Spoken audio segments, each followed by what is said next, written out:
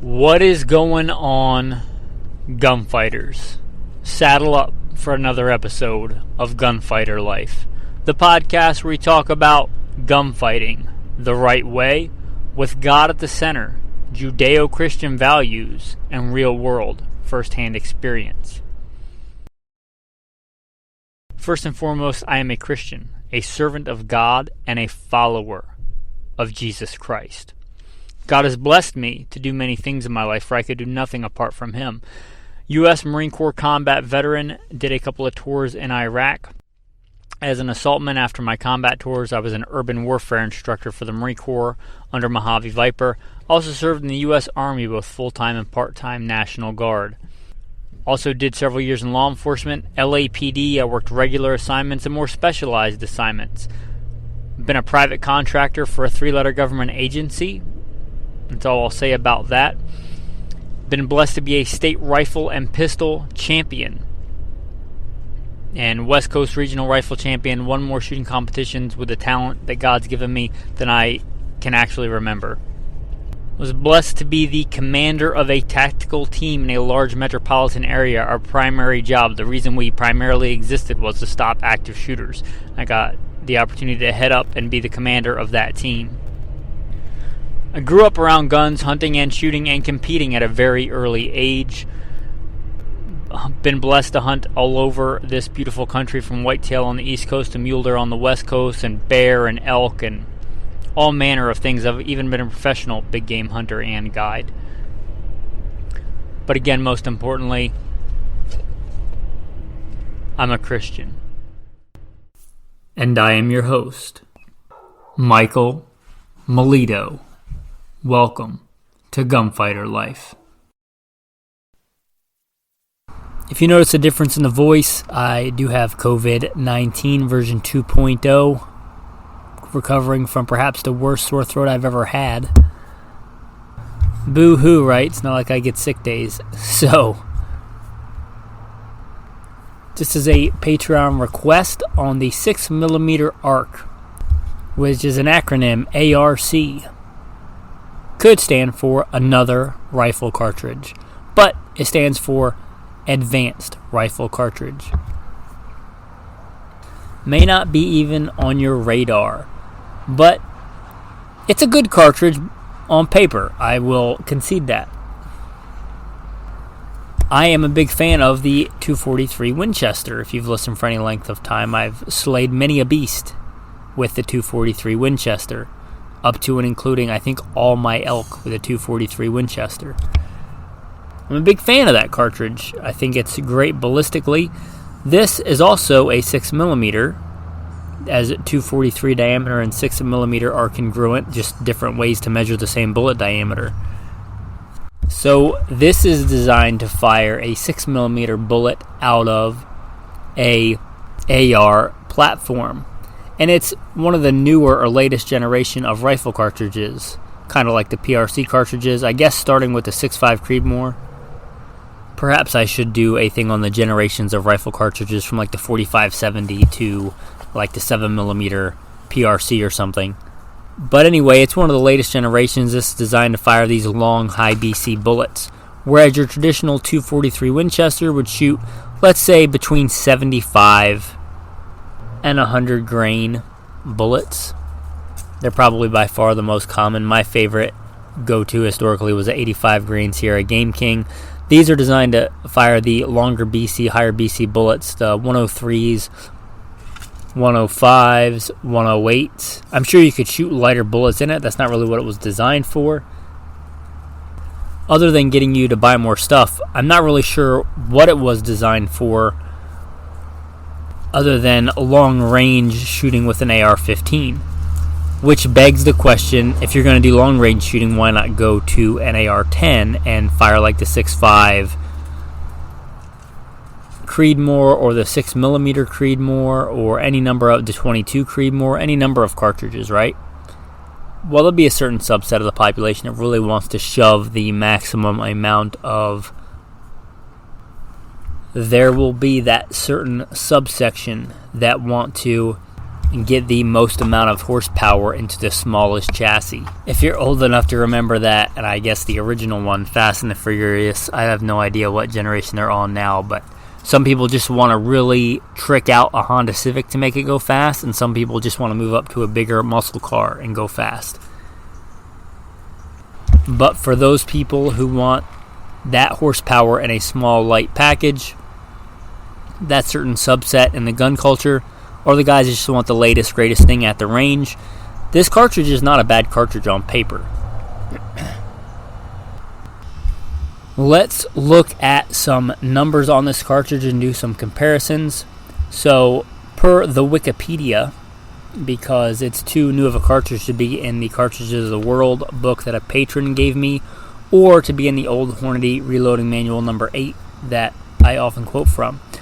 But per Wikipedia, you're looking at a 103 grain bullet ELDX at 2800, 105 grain bow tip hollow point black, whatever that is, at 2750, and a 108 grain ELD match at 2750. Those aren't bad numbers, right? Those are respectable. I'd certainly shoot a deer at 50 yards or 100 yards of that cartridge. Let's look at that compared to the most common AR cartridge, the 5.56, which is, so yesterday. Just wear your bell bottoms to the range and saddle up your dinosaur to go there, because it's so antiquated and out of date. You might get outgunned on your way to sighting your rifle. But in all seriousness, let's look at that compared to the 5.56. The classic 55 grain listed here on the same Wikipedia, XM193 listed at 3260 feet per second. We move up to the probably more common militarily now, the 62 grain at 3150. What is considered the heavy hitter for the 5.56, that Black Hill 77 grain, is launching a 77 grain bullet at 2750. That's a respectable amount. But remember, you were getting in the mid 27s with a 105, 108 grain bullet with that 6mm arc. So on paper, does it have bigger numbers? Yeah, it does. So, if you were buying me all the ammo and you said you got to go medium-sized game hunting, will you take a 223 or a 6 arc? I'd take the 6 arc. But that begs the question, how does it stack up to traditional hunting rounds? Well, let's go back to the first one I think I quoted other than the 6 arc in this episode, the 243. For this one, you're looking at an 85 grain, I said that was one of my classics, at 3200, and a 100 grain at 2960. Which begs the question, if I was just going to go deer hunting, why wouldn't I just take my bolt-action rifle in 243? Let's look at another now really common round, the 6.5 Creedmoor. 6.5 Creedmoor, half a millimeter more bright. That's going to give you quite a bit more mass in the bullet. The first one listed here on this Wikipedia is 120 grain at 3,000 feet a second. It lists 143 grain at 2710. So remember, that's 143 grain versus like 100 something grains at about the same velocity, 2,700 and some change. So quite a bit more bullet mass at a similar velocity. And let's look at it compared to perhaps the most ubiquitous go-to hunting round here in America, perhaps throughout the world, the storied 30-06. 150 grain at 2910. Better in pretty much every way, and that's a standard 150 grain, nothing special, probably find it at Walmart. It's 150 grain at 2910. Now, granted, to be fair, it's not going to have the super high BC, so if you're shooting out past 500 yards, you might want to consider that. You're launching 165 grain at 2800 and a 200 grain at 2569. And I guess we should mention the 180 grain. That's pretty classic, loading at 2700, so just a little bit under velocity, but way over in bullet weight. 180 grain, which is known for being a good large game round, or large game loading rather, for the 30-06.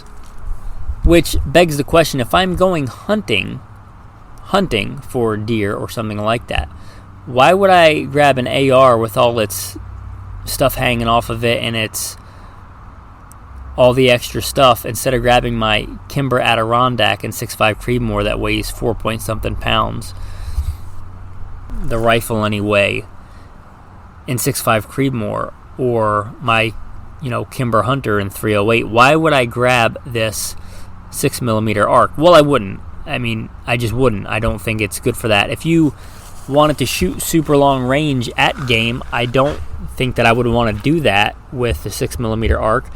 Not because you couldn't hit the target, because these bullets are small and light on deer-sized game to begin with, let alone at hundreds and hundreds and hundreds of yards that you'd have to get out to take advantage of that high BC bullet. And that's not how I like to hunt, but if I was, I would step it up to a bigger cartridge. Which begs the question, why? You might say, what's a better option for hunting with an AR? And I would say yes, if I'm talking with myself, which I guess I am. But if I was going to buy a whole new rifle, or even a whole new upper for the price of the upper, I could probably get a decent, let's say, Savage bolt-action rifle in 308 or 30-06 or 6.5 Creedmoor for less money. If you said I had to for some reason, let's say there was a super MAGA state and they said you can only hunt deer with an AR out of the back of your pickup truck with an American flag on one side and a "Don't Tread on Me" flag on the other, and you have to hunt with an AR, I would say that the 30 AR is a better cartridge for that. That's a cartridge much like this one that came out, and I think it's better ballistically than this cartridge for hunting at reasonable ranges. It's a 30 caliber round, and you're launching a 120 something grain bullet at 2,800 feet a second, and that cartridge didn't really go anywhere.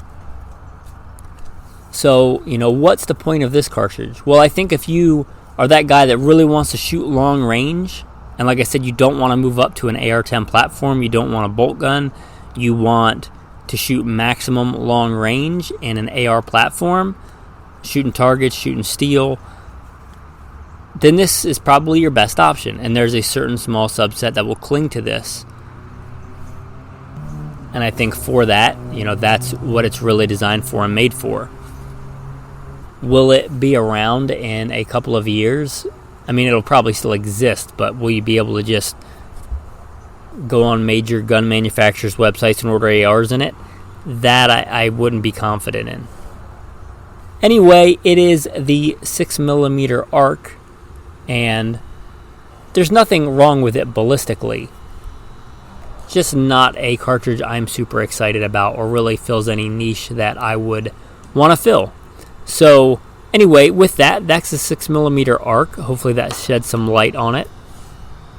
Some things to consider I found in doing the research. They did not go with a rebated rim so that it takes the same, bolt and everything. It takes the same one as a 6.5 Grendel, which I think may be the same as the 7.62x39. So a different bolt face and going to be different magazines and all that. So it's not like you can just buy a stripped upper. You'd have to get a few different things for it. So keep that in mind if you want to go that route and introduce that extra complexity into your AR-15. Anyway, with that, a short episode today. I'm not going to throw in a tactical tip, but I will throw in the tactical verse. If anyone loves me, he will keep my word, and my Father will love him, and we will come to him and make our home in him. He who does not love me does not keep my word, and the word which you hear is not mine, but the Father's who sent me. Thanks, men. Have a blessed day.